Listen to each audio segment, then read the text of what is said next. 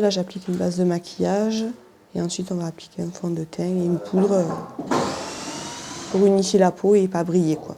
Mon métier consiste à maquiller donc, des personnes, que ce soit en TV, photo, ciné, un maquillage très naturel, une transformation, voire un enlaidissement, des effets spéciaux, un vieillissement.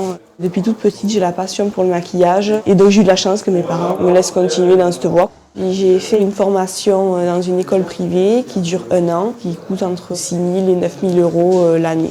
Il faut avoir fait un maximum de stages pendant l'année. C'est les comptables qui nous rappelleront pour travailler derrière. Le plus difficile, c'est qu'on arrive très tôt le matin. La journée après, c'est beaucoup d'attentes. Nous, on intervient très peu, juste des raccords en plateau. Et on est à la dernière partie parce qu'après, c'est démaquiller les comédiens. Si c'est un maquillage assez simple, un maquillage qui peut durer un quart d'heure, une demi-heure.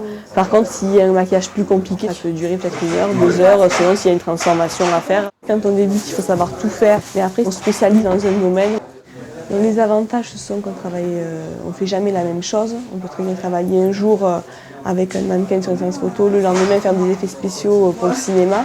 Les inconvénients, c'est que on n'a pas la sécurité d'emploi. C'est un métier qui est assez fermé, donc c'est très dur d'y rentrer.